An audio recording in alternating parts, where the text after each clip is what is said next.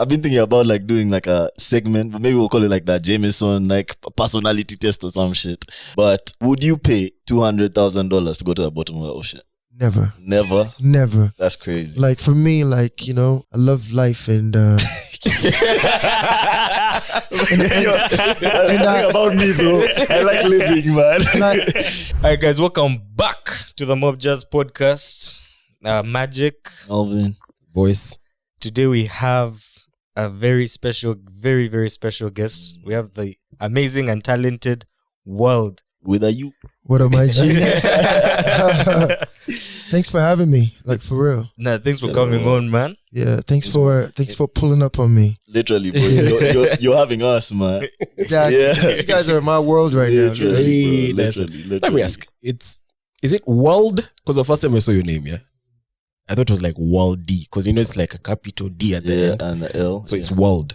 It's WurlD, yes. Yeah. And the U is when you spell world the right way, WURLD, the U is my world with you. That's the album. That's the album title. that was my last album title. Yeah. My world with you. Yeah. It's so my mad. album, by the way. When you walked into the hotel room, were you mad that like they hadn't like given you like a blue painting, bro? Like color coded the room to be kind of like blue for you, man. You know what? It's okay. We're gonna get there. It's okay. This time we get a pass. We let the pass. Get the pass this time. Yeah. Okay, man. How are you doing, man? I guess that's the first question. And I'm doing good. Feels great to be in Uganda. First time. I've heard so many great things, but for me, I wanted to just come experience it and feel it myself. You know, it feels great to be here. Yeah, I call this the Lagos of the East. It's just the energy here. Okay. Yeah. That's interesting. I've never heard that. Yeah. That's interesting. Now I feel like I want to go see Lagos. So I like this Kampala. You know why?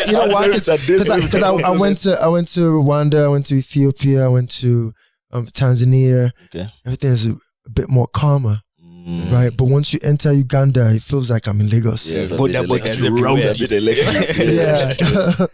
Now we've been waiting for you to come for a minute. I didn't know.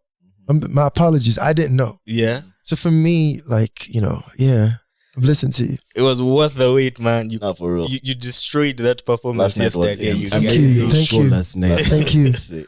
But I'm sure you also got a taste. I'm sure you got a taste of what like Kampala partying must be like. You know, like now after the show, I felt like, like maybe I should have come prepared to do like my whole catalog of music. Because when I was done, a lot of the women in front was like, they would mention like 4, 5, 6, 7 songs that they were waiting to hear. And for me, this was Jameson Hangout. Shout out to the Jameson Hangout team. And Talent Africa. Making that happen. Now I gotta come back and do something even bigger with the community here. Like I feel the love. Like I'm ready for it. Yeah. Last night was wild, man. Thank you. I saw you. The performance was incredible, of course. Thank you. But after the performance, I saw you walking around with like a bottle of Jameson. I was like, this guy has done his job now. You know why? For the past 2 weeks, I've been traveling and performing in different parts of East Africa. Okay. Non-stop. Sometimes 3 places a night. Like, trust me, last night was me like 40% energy. Damn. Yeah. Is it? I couldn't tell. And you killed, bro. Yeah, thank you. Couldn't tell, bro. That's me, like, I'm tired, okay. But you know, like, for me, like, I was just looking forward to it. Shout out to everyone that came out of the energy. I was feeding off the energy as well. When I pulled up and I saw it was maxed out, like, I almost got into tears, man. It was beautiful. I'll tell you this. It's a good performance, yeah? When everyone I know was drunk and they remember. Bro. They're like, wow. Man. Oh, yeah. Bro, I almost fought your bouncer last night. Wow. I almost got in a fight with your bouncer last night. Oh, bro. Talking about bouncer, someone just tweeted like, oh, why, I just saw it, like, why you come to Uganda, you have bouncers on stage and stuff. I was like, in my mind, I was just thinking, I was like, you know what, it was not to protect anything, but it was just to minimize chaos. You just never know. Some people just, it's like it's all love here at the end of the day. Yeah, you know what I'm saying?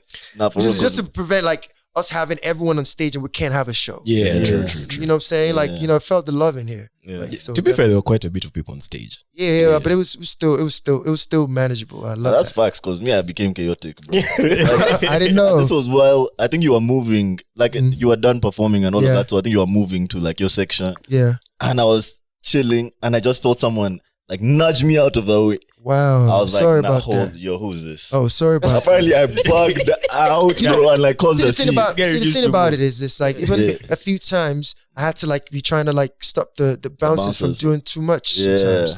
yeah. To be fair, you were like quite you- calm. Nah, literally. Apparently, you're just standing behind him, like, yo, Like, this you know, guy needs to move. See, shout out to the bouncers, but they be doing the most sometimes. For real. You ever go to a club, you try to get in a bouncer just really, really overpowered and just have too much power and just want to show off? It's happened even to me as well. Really? I've had instances where I'm like almost trying to fight a bouncer for being disrespectful, doing the most, or trying to nudge someone that's around me or that. Like, that's just, you can't control that. But one thing I always do is like when we have securities on stage and stuff, I'm very aware of what they're trying to do and try to come in. Yeah. And when they see you come in, they chill. But when you don't get involved, they do the most. So for me, I'm always alert to get involved when I see they're trying to rough somebody up unnecessarily. That's good. To That's be the fair, thing, bro. it was really needed because Yeah. yesterday's stage was also very intimate. Like people were right there. It's not like one of those where, you know, you're up those ends, no one can reach you. So yeah, it was very necessary. But that venue was so cool because I like loved it. it has terraces, so no one's really being blocked by anyone else. Like I an loved it. It's amphitheater one of type my thing. favorite venues that I've performed. Shout out to Uganda. Also, you're the first, like, is he the first artist to do a concert there? He's the first that I've heard of, actually. Yeah, I think he might be the At first, Tundere. like, to do a proper concert there. Yeah, in that particular place. Wow. And none of us saw it hard. coming at that scale. Yeah. That was, Wow. None of us. That was hard. Wow. When they announced that it was there, the first thought I thought was, how haven't people been doing this before? Like, Indira has been there for so long, Wow. and it's such a beautiful venue. It's listen. I came in so tired when I got to that venue, like my whole mood switched. Like I was like, wow. Was this during like the show or Before sound check? sound check. Oh, nice. And crazy enough, we didn't rehearse. I didn't rehearse with the band. Really? Damn. We just did a sound check, 3 songs. Mad. There was no time because I came in the afternoon of the show, So guys were about to start coming. and literally we were supposed to go do rehearsals, but there was no time for that, so I had to just come meet them at the venue, right? Oh, And so that's what you posted Yeah. in your stories. yes, Yeah. and but prior to that, thank God for communication. I was very proactive.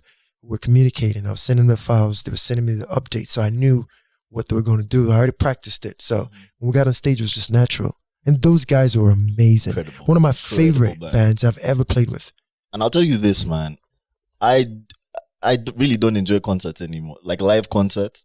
And my beef with them is the venues that we have in Uganda. The sound is so bad. We The only sound have- here there yesterday was amazing. It was incredible, bro. The band wasn't too loud. It was Like, just right. I don't know if it's because like the place is round, because like that, Listen. the The acoustics acoustics. and stuff, Listen. that shit was incredible, Listen, man. when I come back to Uganda, I know we're gonna. Grace of God, the goal is to do something bigger, but it needs to match the sound of that place. The sound If is it doesn't match the sound of that place, we'll just max that place out and do it again. Literally. Yesterday was about like 45 minutes. Mhm. Yeah, we do like an hour 30. Yeah, we just But go. that was it felt like 20, man. Yeah, that was about 45 minutes. Yeah, Yeah. bro. That was But yesterday, people really came out Out. for the show. You know, I'm so grateful. I came early, so I didn't really know what was happening outside the chaos. It wasn't until I wanted to go and get something from my car in the parking. And I go to the entrance and they told me, hey man, if you leave right now, you're not coming in. Yeah, they stopped a bunch of people from And Yeah, then I they- looked they- outside they- and they there was start- a yeah, yeah. sea of people who Wow. couldn't get in anymore. Get in. Like, Yeah, it when I was pulled completely up, sold out. I was like, yeah, they're not even letting people in anymore Mhm. at that time. Yeah. It was completely packed. It just shows like we've been waiting for like Yeah, because there's This been world world rumors. show. There've been world rumors for a while. Like different people have said, Damn. "Oh, we're gonna bring world," but it just never materialized. Yeah. You know? And you know, I've been changing team. Like, Mm. I just feel like a lot of things I wanted to do in the past, I couldn't really do it with the team I had before. You know, and it just took time. Like, where's World? Where's World? I've been changing team, aligning with new people, fresh energy, trying to get that motivation and energy back. You know, I've been recording a lot of music. I feel like some of my best works are now coming. You know, it's beautiful. Yeah. All right, let's talk about music then. Let's talk about music. My favorite album of yours is the SARS joint album. Yeah. What's it called? Sad. The Trouble one. I love Girls with I love Trouble. Girls Yeah, with Trouble, bro. That That album is for is the boys, bro. incredible. Thank you. Like, you don't understand. When Thank that you. album came out, I remember so clearly the week that album came out, me and my friends were taking a trip, right? We played that album as in beginning to end, going and coming back, bro, on that trip. So that album is so Wow. important, man. Thank you. I've Thank been you. waiting for you to do a lot of those songs for a long Thank you. time, bro. Thank you. You did And we didn't even get through. We didn't do Prisoner yesterday. Bro. So I feel like the coming back is going to be special because now we didn't do Prisoner. What other song did we miss out on? My favorite song on that album is Ego. That one. Ego, of Ego's course. so Yeah, cool, we did bro. Ego. I mean, Sade I'm a yesterday. We did Sade man, Trouble. bro. I'm a Sade. Like, I have a video. Someone just sent me a Wow. video of you performing Sade. Yeah. And me literally holding this dude, Michael Thomas, holding him and like singing to him. Like, Wow. like I'm explaining, I'm like, yo, has Yeah. anyone seen my... You know, listen, that project was God, to be honest. Mm. When I was working on that project, I was going through a lot. I was having issues with a label at the time, and I couldn't release any music. And when I met SARS, it was a way of creating a collaboration that I could put music out. Oh, that's how you circumnavigated the label. Oh. Makes sense. Yeah. That's why, and that was the first time in Africa, if I'm not wrong, that you see an artist-producer collaboration project. Mad. Yeah, Mad, bro. yeah. And I think that, like, I'm really curious, what is SARS like? Because He's that very dude- quiet. He's very. that dude asks for listen. no attention, bro. I So- don't know what he looks like, man. So the thing about it is this, right? Even when we met 2017. This was around the time he produced "Come Close." Is it Closer for Wizkid? That was, for me, that was the only song of his that I knew. One of our mutual friends, my business partner at the time, introduced us, and he came to the studio. And I remember when he came in, it was just quiet. I was playing him a lot of music that I was doing at the time. He wasn't reacting. He was just quiet. You can't even tell what's on his mind, if he likes something or not. He's just quiet. And after I was done playing music, and he said to me, he was like, "Oh, when I was coming here today, I was making a scratch of a track. I had your mind."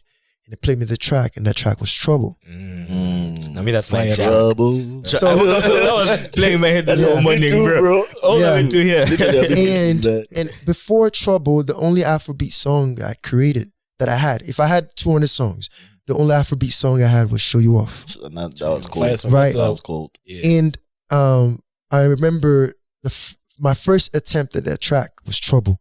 I played it for him. It was like, I remember that night, we both played the music back to back to back. The next morning, we just had a conversation. I was like, "Yo, bro, I think we should do a tape together." He said, "Yo, I'm thinking the same thing." The rest was history. And he's a scientist, For sure. and I am a scientist as well when it comes musically. He's a student of the art. I'm a student of the art. I'm an overachiever. I'm a perfectionist. He's a perfectionist. For the first time, I met a producer that will not stop competing with my melodies and my lyrics and everything that I do. And for every time he pushed me, I would come back in. So it's like, it's never really done. If you come and hear a song while we're making it, come back 2 weeks later, that song has turned into a whole different song. Similar, this new song, Location, is crazy. We actually almost done with Love Goes to Trouble too. Okay. Like, we're pretty much done. Fire. Yeah, it's pretty much ready, but we're not ready to release it. Because I'm releasing a project and he's releasing a project as well. But we'll combine and do that next year. We'll have that for you guys next year. But we're releasing 2 singles this year. One of his Location, and the other one is on SARS' album that's coming as well. So we both push the boundaries sonically. He's constantly trying to do something different that's not out there. I'm constantly trying to find melodies and conversations that's not out there. So it's like, what you get is what you get because we don't stop trying to create something new against the trend. That makes sense. It makes a lot of Makes sense. so much sense, bro. And also, how you say, like, because I watched another interview of yours and you're talking about how you write and like comparing the other SARS albums that he has done with other artists. Like there's a distinction between your album and the Low J album. Like your album is more WurlD. So it's clear that yes, SARS is producing and this shit bangs. But this guy is spitting, bro. Like if you hear what he's saying, this guy's really talking, man. You know, I come from a lyrical, musical background. When I used to live in ATL, I was a songwriter. So I was writing music I was writing songs for country musicians. I was writing hooks for rappers. I was working with B.O.B. at the time. I was doing hooks for him and all his crew. I was doing hooks for Trinidad James. I was writing songs for pop artists, female artists, R&B artists. I was writing songs for Mario.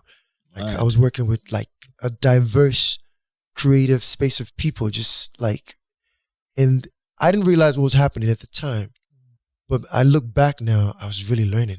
For real. Honing. Do you know what I'm saying? So, and when I decided to do Afrobeats, my main genre was not Afrobeats. I was born in Lagos. It's the best thing that ever happened to me, right? I spent most of my adult years in America, but I started making music in the US. So around me was R&B, soul, country, hip hop, a lot of hip hop and R&B. So that was the music I was creating for a long time before I met Sheezy and created Show You Off. So for me, when I looked at the African space at the time, Show You Off was 2016. At that time, most of the Afrobeats music that was coming were heavy rhythm and fast-paced dance music, not as lyrical, right? And for me, I came from like a songwriting background. I was like, yo, what happens when you put a lot of lyrics and English and conversations with a little bit of Afrobeats rhythm? That's what Show You Off was. That's been my journey. You know, that for me, even before then, people were like, yo, why don't you do African music like your rest of your peers? I didn't do it until it felt right. Facts. You know, yeah. That's dope. That's true, because I think that's why a lot of your music is relatable. Because when you listen, the words actually make sense. Like, bro, Ego is my favorite because a lot of people's favorite song. Bro, I'm not going to text. It's one of the most realistic songs I ever wrote. It is, man. Yeah. I remember making that in ATL with SARS, and when those lyrics came out, I was like, this one hit home. Because we are like, it's one of the most relatable songs I've ever written, to be honest, as well. And it came from a personal experience too. So yeah. I'd like to just delve a bit deeper into that, like your background. You say you were in ATL. Yeah. How long were you there for, if you don't mind? Oh, like 16 years. 16. I didn't know. Yeah. You I spent my lived there, yeah. So like literally half and half. So for me, like living in ATL was like just more adults, like just growing up. Most of my childhood was in Nigeria. So that balance helps me a lot musically, because people see me like, oh, he's very foreign, but they don't realize I actually have the background. And that helps me in my conversations. I still speak Pidgin very fluently. I may speak like this, but my Pidgin is very fluent, even better than a lot of people that I even know. But I still speak my native language, Yoruba, very fluently. So when I put these things in the songs, it doesn't sound American. Do you understand what I'm saying? When I sing in Pidgin, I'm not doing it in an American way. So that helps with the translation and how Africans and everyone around me receives the music. Because we Africans don't like it when it's Americanized. If you're going to speak Pidgin, it needs to be depth. Needs to, yeah. If it sounds foreign, I beg you to go. No, that's how we are. We don't like it when it's too like pretty. So when you hear my music, and I'm in my African tone and everything, I'm not singing pretty. I may be calm, but the music is not like, you know what I'm saying? When I need it to be like soft, like Trouble, like my song's Candy, we go soft with it for the women. But we need to go aggressive, we'll go aggressive with it, yeah. So what was that like growing up in Atlanta? Because at that time, I don't think Afrobeat was popping like how it's popping right now. No, it wasn't. It wasn't. Even when I did Show You Off, Afrobeats was still in Africa mainly. It was still mostly highly rhythmic music. Yes. The African sound, the Francophone sound. Congolese. Right? And for me, I was just another African kid. Even Americans, despite the fact that I was doing music, a lot of people didn't take me serious. at that time, Akon was the only African that people cared about around the world on that level. But he was even doing pop music, really, and hip hop music. But his heritage was recognized, so it brought all Africans into the conversation. So for me, it was difficult. And songwriting was my way of moving around. People were not looking to sign another African artist, but they were looking for songwriters for their R&B artists, country artists. They needed songs. You know what I'm saying? And I realized that I started really just tightening up my stuff. It wasn't easy. It was a lot of no's, mostly no's. But I was learning. I keep showing up. I keep trying again. You know, it's been a lot of hours that I put in. You know. Did you move there to make music? No, for school. Okay. Yeah, my mom moved me, and I would spend most of my days in school, night times, talent shows, and trying to navigate, meet people, producers. A lot of songs that sucked at the early stages. A lot of times of being booed on stage and in the middle of your performances, and they'll come and take the mic from you. You know, those things needed to happen to create the person that I am today. Quick question. Do you think, well, I mean, you've said back in the day it was more, Afrobeats wasn't like a real thing. Yeah. It was a real thing. It was. It was a real thing, but in the international space, people were still learning. Yeah, true. You know. Now, we can say it's one of the most listened to genres around the world, at least. Absolutely. Yeah. Do you feel like it's the growth of the industry, African music being welcomed, or it's like a trend? Like now, it's a combination of both. Trend is good when it's moving in a positive direction for something. So the trend is helping us be better, right? The trend is gonna come and go if we don't execute and keep executing and keep it getting better. Because now we're dealing on a world stage. We as artists have to just be better. I grew up in an environment where perfection was the goal. When I say perfection, you can't show up and just mumble things. You can show up and half sing and be held for it. Do you understand what I'm saying? You can't just half-ass give people a show or expect the crowd to just sing all your records. You have to perform to people. That's the world that I came from. It's going to get to a space now, I think, like we as Africans, when we start artists, when we start moving out west, we have to perform to people. That's the difference. Because a lot of times you're going to be performing to people that may not understand. The people still learning. So we have to just keep getting better and executing our craft, because the next phase is execution. That's why the performers in the African spaces, the real performers are going to go start standing out. You know what I'm saying? Because you're going to get to a point, having a hit record is beautiful, but it's going to get to a stage where you have to like perform these songs. And performing the songs to places where they don't know the words. So they're trying to figure it out. They love you. You have to perform to them first. You know? Yeah. Let's get a bit philosophical right here. This is something that I ponder a lot. Why is it Afrobeats, out of all the music we have on Africa, this continent, very diverse, a lot of good music? Why do you think it's Afrobeats that's the one that has kind of gone this far out of the rest? It's the people. It's the people? The energy. I feel like, for example, Nigerians, are overachievers. The sound, when you come to Nigeria, most of the sound that you hear is going to be Afrobeats. So Nigerian DJs play 95%, 98% of Afrobeat music in Nigeria. So when it comes to Nigeria, what you're leaving with is Afrobeat music. Yes. Has it always been that way? The DJs I think so. 95% Afrobeat? Yeah. And it's a community as well, right? But I say Afrobeats is like, for me, just traveling around and paying attention and listening, Afrobeats is just the beginning of what Africa has to offer. Because what's happening now is a beautiful thing that Afrobeats is doing what it's doing right now. The rest of the world is going to start discovering different parts of Africa. Because once they find you have Afrobeats, now you have Amapiano, South Africa. before you know it now, East Africa might start. I don't know where it's going to start from. Heavy. It could be Tanzania. It could be Kenya, but it's going to start somewhere. Because it's all discovery. Africa is in discovery mode right now. Yes. You know what I'm saying? We're not completely where we want to be, but it's a beautiful space to watch the growth. But for the rest of the world, we're still in discovery mode. People still trying to figure out, okay, what's next? Investors, what's next? What other region can we tap into that's untapped? So really, it's going to keep growing. I agree. And for what I think it is personally is Afrobeat artists are very, very, very good at incorporating other styles into Afrobeat. So like right now there's that wave with the like Afro piano, something like that, like I'm a piano.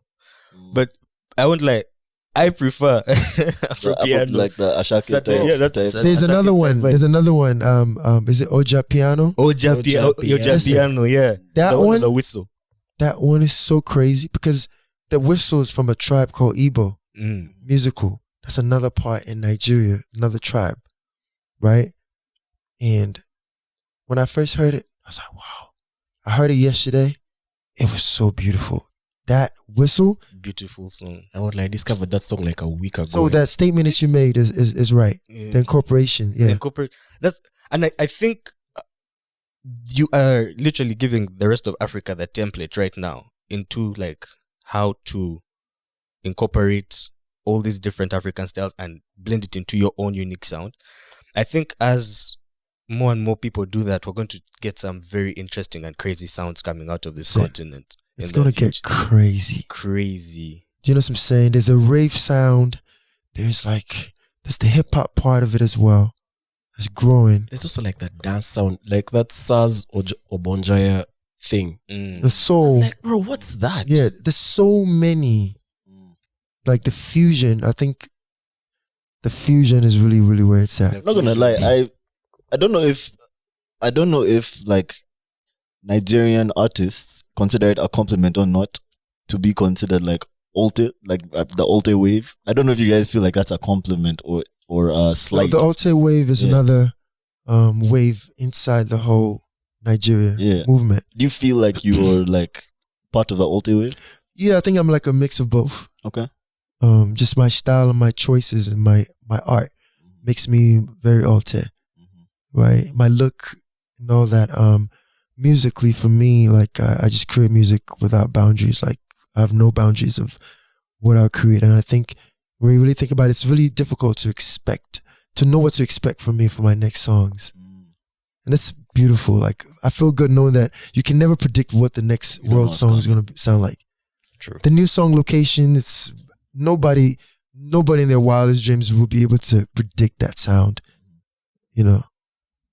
I'll tell you, your most recent album sounds way different. Way different, bro. Yeah, my world, yeah. Do you consider that an R&B album? I feel like that's an R&B album. Yeah, so that album is really I call it my ATL to Lagos journey.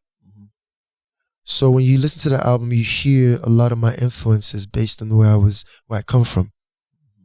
Right? What I did was there's more 50% of R&B, about like 25% of hip hop, and another 25% of Afrobeats on that project. And I call it my it's probably one of my most personal albums. Like a lot more vulnerable on that. It's a lot of personal. I'm talking a lot about my personal struggles on that record. I have songs like Overthinking. I'm an overthinker. You know, it's ruined a lot of relationships for me and things for me as well. I have so many records in that project that never really saw the light. My only thing, if I were to take something back on that project, I think there's songs on there that I never got a chance to promote the way I wanted to promote it because it was a lot of songs and I could only get to like 4 songs really to really promote. And I was transitioning team. So much was happening. Like it was a lot of transitions personally in my life that was happening. And I can't wait. Like I think through the touring, I can't wait to shine light on a lot of the magic that was done on that one. Yeah. Nice. I just have to shout out that album cover for that project is so sick, man. Thank you, man. That's a Thank you. sick, sick album cover. Thank you. And it's also blue. It's blue. It's Yeah. all blue. Yeah. I was really curious yesterday to see if you'd do songs from this album, because I always think like that's an R&B album, that's a slow album. Yeah, Right? yeah. So I'm thinking, how is he going to perform this when he's on stage? Or like, does he care about what venue he does this at? Like, does he want It's like a like the small Ugandan room? Does he crowd. want? Yeah, I think that album, I'm gonna represent that project in a live form, mainly on the live form when I do the tour. That's why I'm gonna fuse like my actual tour. We're looking at fall of this year. I'm gonna come back to Uganda. That's the goal. Let's go. And you guys are gonna be hearing more songs from that album, from Let You Down to Spunk. Okay. I only did Stamina and Press yesterday because they're like the commercial vibe. They're more Afro beats. You have the Gucci's, No Easy Love, Make It Snow. That's one of my favorite songs on that album. Something to Lose, Saturday Night.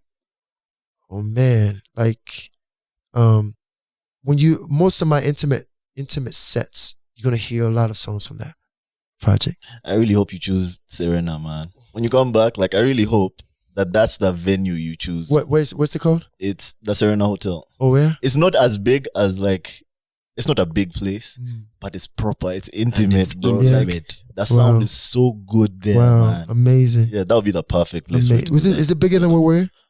in a way. maybe. No Yeah, way. it's a bit In a way. bigger than that. It's Ah. a bit bigger than that, And and it's it's indoor. It's in It's Oh, indoor. amazing. Yeah, it's indoor. That's the thing. Amazing. Quick question about performances and concerts. You were talking earlier about tours and all. Do you perform differently? Say you have a show in, say, Uganda, and then probably like London. These are two different sets of people, two different backgrounds. So my last London show was sold out as well. I was shocked.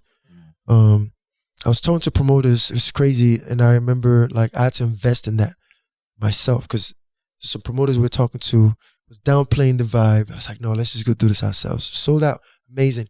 That show was a blend of what you guys experienced yesterday, plus My World with You, right? And I feel like different cities gets different parts of world based on what I know the energy is. It's good talking to you now. Now I know the energy, right? So next time we're gonna get a mix of both. Because when I was done yesterday, like so many like people were mentioning songs, I was like, wow, These guys know my shit. Yeah. Why? I always wonder if like artists, when they're coming to Uganda, would like check their analytics and see, yo, what's the most listened to song in Uganda yeah. from me? Next time I'm gonna have even deeper conversations with some people. Like, yo, what songs? What songs? Yeah, what songs are you Do you guys understand what I'm saying? What doing? songs you guys listening to? Like, I didn't even perform Saturday Night yesterday. I didn't perform Spunk yesterday. There's so Spark many. is an amazing song. Yeah, that's an amazing one. I have just like an industry question. Yeah. Is Uganda considered like some kind of, is it a major market in Afrobeat audience? I think it is. I'm just getting hip to it. Yes. Yeah. Sorry, you're saying? I think it is. Yes. I'm just getting hip to it as well. So for me, even coming here, I didn't know what to expect, to be honest. I was just learning as we go. When they announced it, when I started seeing the energy on social media and the messages and stuff, I started feeling it slowly, like, hold up. Okay. People actually listen to me here. To be honest, like yesterday I was shocked. I'm still in shock till today, literally. It's a great discovery for me, like just to see like, whoa. And I'm like, yo, we could have even done more. But it's beautiful. It's a good start. We'll come back and do more. You Amen. weren't aware of just how big it Yeah. was here. Yeah. Okay. Yeah. Even my songs and how many people cared about what I do, to be honest. I think we might not realize it, but like Uganda might be some kind of launch pad because we've had several artists who come to do a show in Uganda and it's their first show abroad, like outside of their home country. It's happened a few times, I think. Ola? Who? Ola? Oh yeah, Oladapo. Was it Oladapo? I believe it. Didn't Rema come His first time. the very first time? It might have been. Yeah. So there's this running theory like Uganda might be a launch pad for, or like some kind of litmus test in Africa to see if your song is hot. Oh, yeah, Rema came, bro. Rema came and did a club. Like he did like a tiny club. He did. I never guessed he was going to blow like this. Rema's first time, even it was a bit unfortunate, but Omale as well, that was his first time out of the country. Mike. Who? Mike. Yes, Mike Kahira was a Rwanda. Thames was Thames here, was here as Thames well. and Omale. Yeah, so I don't know. I just wanted to know if it's like something that is discussed maybe in industry Like if it's rooms. intentional, Oh yeah, right? it's like intentional. Like we need Uganda. You need to blow up in Uganda so you get the East or Because something. just like you said, the But DJs it's here, beautiful. Like even working with the Jameson and Pinot Ricard team, they were more aware of the route they needed to put me on than I was. So shout out to them for even making Uganda the last stop. They were aware, like, okay, you know what? I think when they started speaking to everyone and everything, right, and they started mapping it out, they realized, okay, your world needs to come to Uganda last, right, to kind of wrap up the tour. And this is even a media tour. It wasn't actual like an actual world tour, but I was open to the idea of doing some shows in certain regions, you know, and I'm glad that I was open to it. I told them, you know what, you know, we'll do some club stuff here. Let me know wherever we feel like you guys have like the biggest crowd. We'll do at your show. I'm open to it. Let's make sure we got the band. Let's show love back. And they picked Uganda. Oh, Mike. We didn't catch that last year. Yeah, so they picked Uganda and Tanzania to do the actual live shows with the band. You know, those was great choices. And how do you rate like the crowds, I guess, in each country that you've been to? Man, I love everybody, man. Very political. I love everyone. Because if we'd pull up with the band, it would have been just the same vibe all around. But to be honest, the most important thing was the love in all these places that I visited in East Africa. They were beyond my own expectations, and I'm grateful for that.